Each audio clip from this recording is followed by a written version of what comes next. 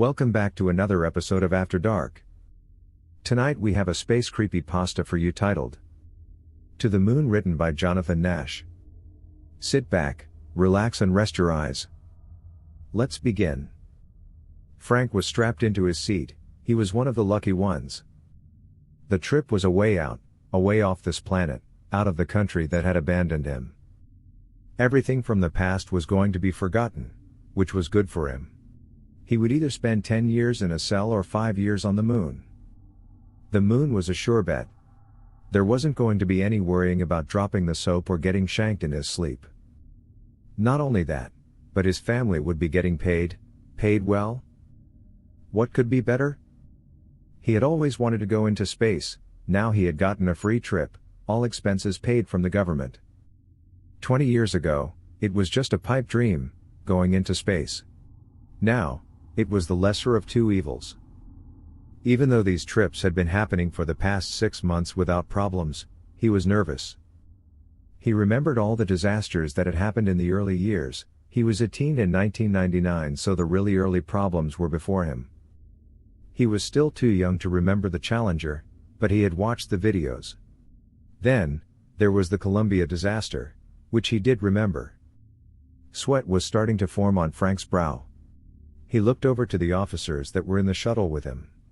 One was smiling, a small comfort, but welcome nonetheless. The other was stony as always. "Don't worry, Frank," Officer Steele said. "There is nothing to worry about, it's just a quick trip, then you are free to do your services for the good of mankind." Then, the engine started to rumble and Frank's breath became rapid. The pilot was seasoned. He had flown 20 shuttles to the moon by now and never had any problems. Frank wouldn't be the first convicted person on the moon. That was how the government was doing it. They would give the option to go to prison or to go to the moon and work on building civilization for future use. Granted, it was dangerous, but no more dangerous than being in prison. In fact, the likelihood of being fatally harmed was much slimmer on the moon. There was never anyone who had murdered someone allowed to go, which brought down the man-made death to nil, at least in terms of people murdering each other. There will always be accidents. That was just a way of life, and it didn't matter what rock a person was on, they couldn't avoid it. The countdown started. Frank closed his eyes and the memories started to project on the back of his eyelids. It was not his proudest moment. There were just no other options that he could think of, and his family was starving. It was a bad time for the country. It still is. There is still more unemployment than there was since the Great Recession. Frank never thought they had truly gotten out of that era. The government would say that they had, but it seemed like inflated numbers and lies.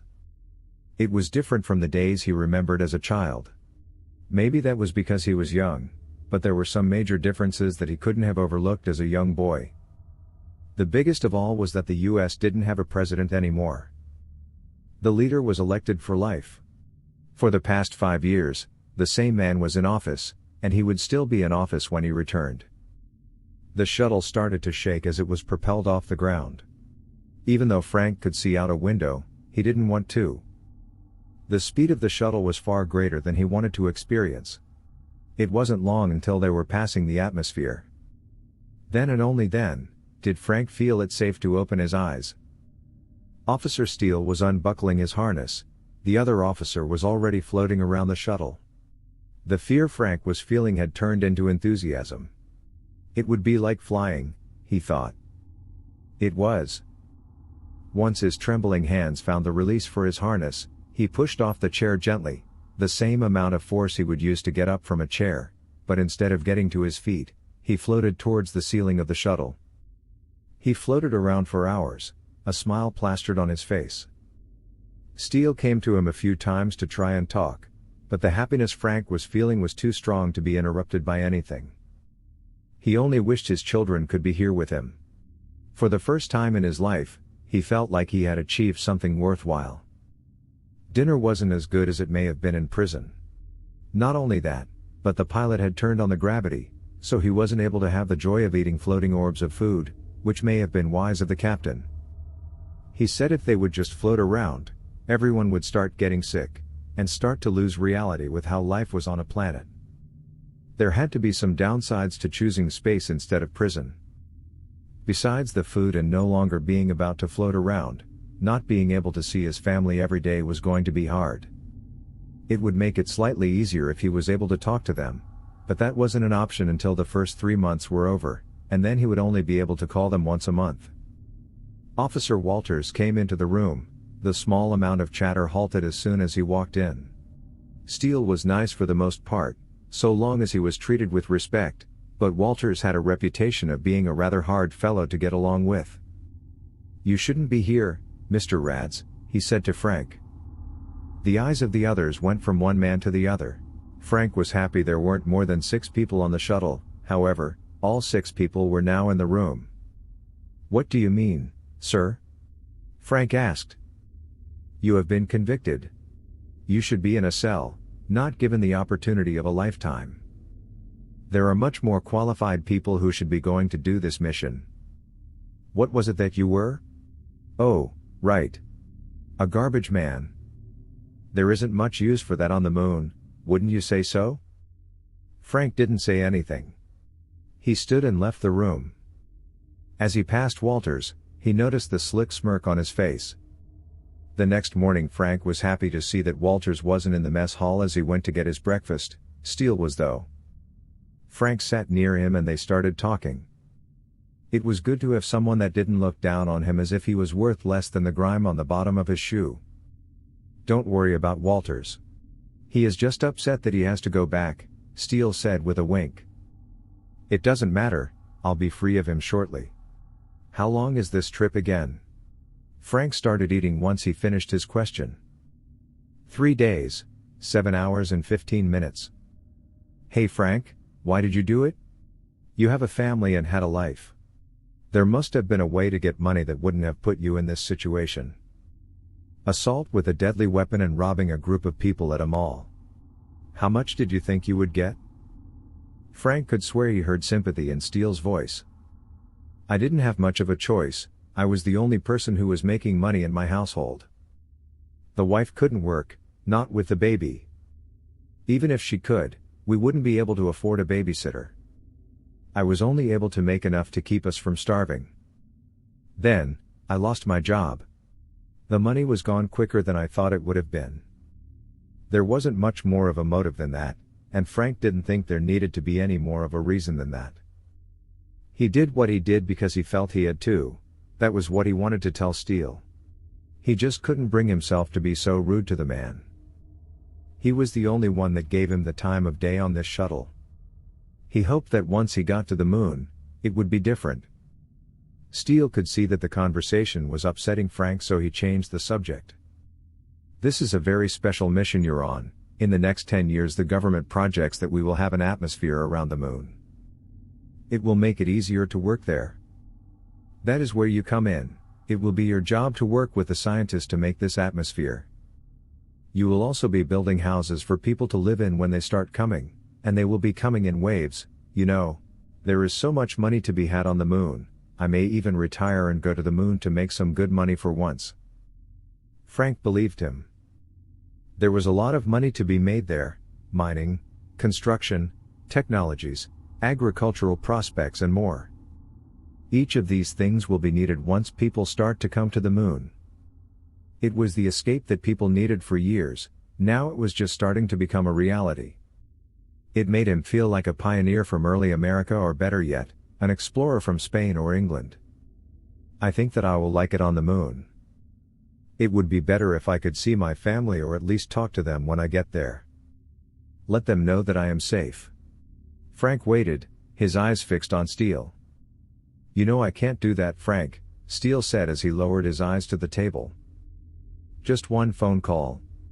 Please, that is all I want. I just want them to know I am safe. To hear their voices once more. They will know you are safe by the checks they will be receiving." He knew this. There was no point in trying to get a call.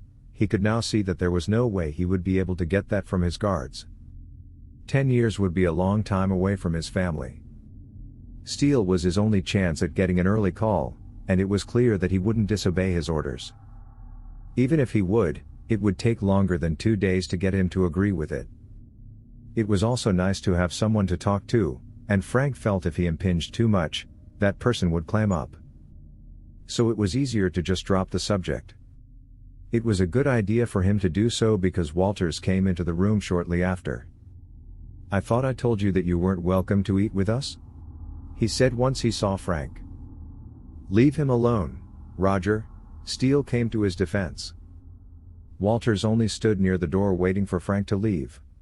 He had made it clear that he wouldn't sit until Frank was out of the room. Frank didn't want to cause any trouble, but he also didn't feel like he had to leave. "Come on now, get out. You have no reason to be in here." "Actually, I do. This is where we eat, and if you just have a look, you will see that I am eating." Frank gripped his fork harder than he should have. It was the only thing that was helping him to control his anger at the moment. "This is where people come to eat. So, what are you doing here?" A small glint of joy was in Walters's eyes. Frank had to swallow his rage. Biting his cheek, he rose. Walters had a smile. He was waiting for Frank to crack, to hit him. That would be a bad idea and Frank knew it. First, Walters was much larger than him. Second, it would only add to the time that he would be incarcerated and would earn him a trip back to Earth. It didn't matter what rock you were on, assaulting an officer was a crime. He didn't slam his fist on the table, though he wanted to. He only stood, cleaned his plate and left after bidding farewell to Steele. Walters tried to stand in his way, just one more way to push him to the breaking point. Frank wouldn't allow this man to win. He was just like the bullies that his children had to deal with at school. He would have to deal with him how he taught his children to handle bullies. Ignore them until they left him alone unless they laid a finger on them, that would be a different story. He taught his children just as his dad had taught him, don't hit first, but if someone hits you, you better make sure that they know not to do it again. But in this case, he wouldn't be able to do that. If Walters decided to hit him, he would have to attack a different way. He would have to go to the supervisors with a complaint. If that didn't work, then it would have to keep going up the line until someone would listen, even if he had to take it all the way to the press, which would love a story like that. "Excuse me," Frank said, staring at his feet. Walters didn't move out of the way, he just broadened his chest. Frank had to look up at the big man. "I said excuse me. If you don't want me here, please get out of my way." Walters smiled. He knew that Frank was getting frustrated with him and that was his game.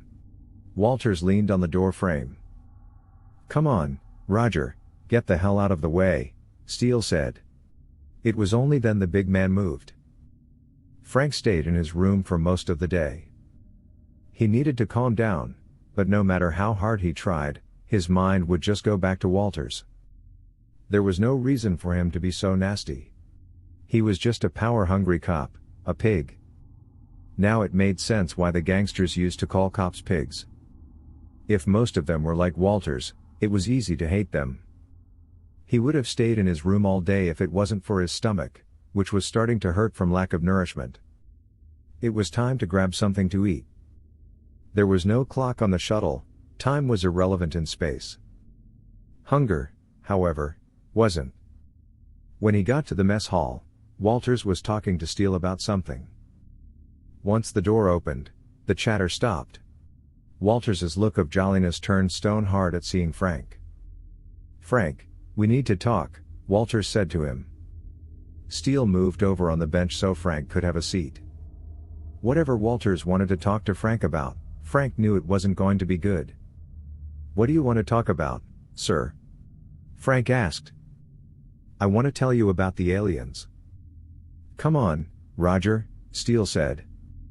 "He has a right to know," Walters said with a smile. Frank grabbed some food and took a seat opposite Walters. He felt safer near Steele. "What is this about aliens?" Frank asked. Despite the feeling that this was some kind of trap, Frank was interested. He always believed that life on other planets could be real, but there was no way life could be on the moon. As far as he knew, there was no way life could sustain on a desolate rock. Well, there have been some incidents on the moon. A few people have gone missing, The first two just seemed to vanish, but the third is interesting. The third had a witness see him get taken by something with long tentacles that pulled him into a shadow. The man chased after him, but he found nothing. No body. No bones. No blood. No monster. Nothing. Come on, Roger, you're scaring him. Frank wasn't scared, he didn't feel much of anything, in fact. This was just another torment that Walters was subjecting him to. Besides, that man who saw that was unstable. He was known to be a little crazy before he was taken to the moon, and to have the sun shining all day and night must not have helped that. I think that man had just wandered off and got lost, or maybe the witness had killed him and hid the body. I wouldn't doubt that. That was a strange turn of events. Frank didn't know that something like that had happened. His eyes widened as Steele told his side of the story. It made sense that the courts wouldn't tell that to a person who would be deciding on either going to the moon or to prison. They wanted people to go to the moon. It saved them from sending people who may be considered more valuable. Most likely, he just walked off and got lost, though, Steele said. Frank wasn't sure about that. The way that Walters was telling it, the man was killed by someone or something. Walters was pushing for Frank to believe that it was a something. Steele seemed like he was trying to cover something up. It was the first time that Frank felt that Steele wasn't being honest with him. Something had happened on the moon, that was true. It hadn't been told on Earth, and maybe it never would be, but something did happen on that rock. The shuttle landed on the surface on the moon. It was nothing like what Frank had thought it would be like. He was thinking that the houses would already be built. Nice big houses that could hold a family with room to spare, but all he was able to see was 10 glass bubbles. Some of them had some green in them, a few had some small houses.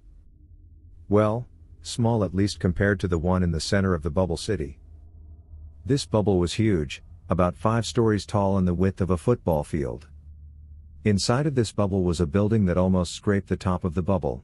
That's the town hall, Steele said, or at least, it is as close to one that you will need here. That is where the research labs are. Everything that is happening on the moon is being planned and developed there. Let's go introduce you to the scientists. They are going to be in charge of you here, so it may not be a bad idea to get on their good side. Steele slapped him on the back and gave him a wide grin. Walters wasn't around them at the moment. As soon as they got off the shuttle, he started for the big bubble, leaving everyone else behind. Frank was sure that he was able to hear what Steele was saying to him. The radios and the helmets were connected to everyone from the shuttle. This would be the last time his conversations weren't being listened to by everyone else on the moon. In the years to come, every time Frank was wearing his helmet, everyone would be able to hear what he was saying. Once they were inside of the artificial atmosphere, Frank took off his helmet. Everyone inside of the area was wearing clothing that they would have worn on Earth, which was another thing that Frank didn't expect. For some reason, he thought everyone would be in silver jumpsuits. Maybe it was because he always saw people dressed like that in movies. "This is Steve Holland," Walters said to Frank. He was already out of his spacesuit. Steve was a skinny man with thick glasses. Fire red hair covered the sides and back of his head, the top was nothing but a reflective surface. "It's nice to meet you," Steve said. "You will find that you made a much better choice by coming here than going to prison. We are a lot more laid back here." His voice was deep and strong, but he spoke with an uncertainty that made everything he said awkward. "Thomas will show you to your housing." Thomas wasn't around when Steve said that. Frank assumed that it was the other person in the room who was more interested in something under a microscope than anything else that was happening. Steve took the officers away and started to speak in a hushed voice. It didn't matter how quiet Steve was speaking, Frank was still able to hear him. There was some things that he couldn't understand, but for the most part, it was clear. It wasn't until Steve leaned into the officers that Frank had become interested in what was being said. "We found something," Frank had to strain to hear Steve. But he was sure that's what the scientist had said. "What, like a new mineral or something?" Walters didn't try to lower his voice. "No. This one is alive." "You must be Mr. Rads," the mousy man with the microscope said. "I'm Thomas Stone, but you can call me Tom." "Please call me Frank." "It's nice to meet you, Tom." "It's nice to meet you too. I'm truly happy you decided to come here and help all of humankind. By the time your sentence is over, we should have more than enough accomplished to have people living here. It is very possible that you may even see your family here before you have completed your time with us. If that happens, you will be given a full pardon." Frank's heart fluttered at hearing those words. Tom seemed like he would be the person to talk to about getting his phone call.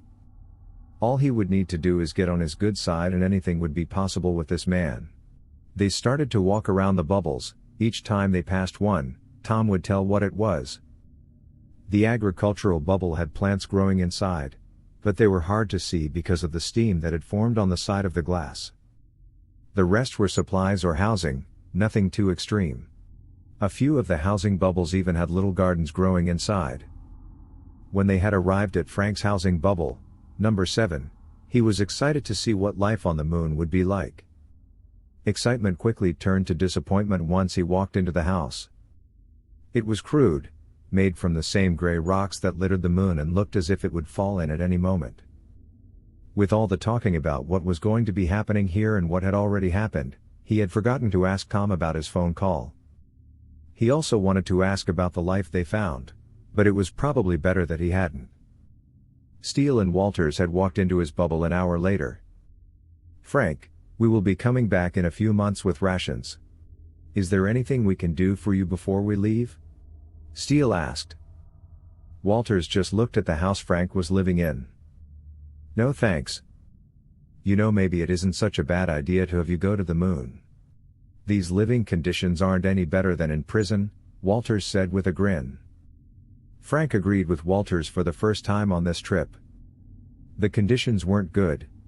It wasn't as if he had expected a 5-star resort, but this was far less than what he had expected. Still, it wouldn't be bad.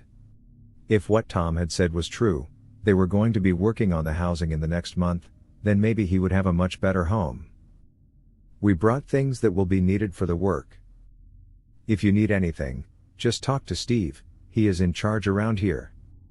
I'll talk to your wife and tell her you made it safely. If there are any messages she has for you, I'll pass them on to Steve. Take care of yourself, Frank." Steele shook his hand. Walters nodded, if it could even be called a nod. The millimeter movement of his head wasn't any kind of acknowledgement, more like he felt he had to do something. 3 weeks later, Walters and Steele landed without any problems. They had come back much sooner than they would have liked to. Mostly, they only went to the moon once every 3 months. Now, it had only been 3 weeks since they left. It wasn't even 3 weeks home. Walters was good for reminding Steele about that. The entire trip had been nothing more than him complaining about having to come back so soon. Steele didn't even disagree with him. Why couldn't they find someone else to go this time? Communication had been lost since the second week they had been back home, so it was up to them to make sure everything was as it should be, to make sure that no one had gone crazy and started killing others. Hopefully, it was just an equipment malfunction. That being the case, they would be headed back home the same day. However, they quickly found that wasn't the case. The big bubble had a huge hole broken in the side of it. The vacuum of space would have sucked all the breathable air out of there within seconds. "What the hell happened here?" Steele asked. "It's not surprising. That's what happens when you send the scum of the earth to live in an area together. Just look at the prisons and you could see that all day. The paper pushers don't understand that, and they most likely never will. They are too scared to get a good look at the undesirables." They walked into the bubble. They used the door even though they could have walked through the hole without any trouble. All the equipment that had once been in pristine condition was now a rubbish heap. Papers were scattered across the floor, motionless and dead. It wasn't until they saw Steve lying dead, that they realized the problem they had walked into. His skin wasn't the normal pale chalky color of the dead, no, it was slightly purple with a light green film on it. A darker, Thick slime oozed from his mouth, nose, and ears. A new vegetation had started to grow on the desks and sides of the dome. It was the only thing that was able to grow, some kind of mushroom. Green with purple circles and an opening on the top of it that looked somewhat like a mouth. Steele found a pencil and prodded the fungi. It let out a whoosh noise and a faint green mist was shot into the air, suspended in time and space. A rustling caused them to look up. Frank was sitting behind a desk on the floor. His spacesuit was on, he was hugging his knees. "What happened here?" Steele asked. Even Walters didn't have anything nasty to say, he was too surprised to think of anything nasty. "Tell us what happened, son," Walters said. "Please get me out of here. Take me to prison. I would much rather spend my time there than spend another minute here." The officers obliged. Leading him to the shuttle, they walked briskly, ever aware of their surroundings. Once they were in the safety on the shuttle, they started to push Frank to tell them what had happened, but he didn't want to talk about it, not until he was off the moon. It took 45 minutes to get back to the shuttle orbiting the moon. All three of the men didn't say a word the entire time. Walters and Steele were just thinking about what they had seen. Frank, too, was thinking about what he saw, but it was more of a nightmarish reflection than the other two. The shuttle reached their ride home and they were taken aboard. The three men climbed out and took off their suits, and the pilot changed their course for home. "What happened, Frank?" Walters asked in the most consoling voice he could muster. "That thing they found, whatever it was, killed them. The spores are toxic, and if that wasn't bad enough, whoever inhaled them was in a kind of trance, or under a spell, or something. They would act differently. Never talking, they never talked if the spores got inside them. But the things they would do." Steele rubbed the man's back. "It's okay, Frank. We're going home now. I think I was one of the first to notice that something was wrong, but by that time, it was too late. Most everyone had already been infected. I did the only thing I could think of, I broke the dome. The things seemed to grow faster in the atmosphere.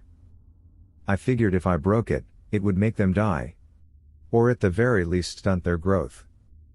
They didn't grow any bigger, which was good, but they still spread. Spread quickly. The people who were affected would attack others. They became violent. Anyone or anything that got in their way would be destroyed.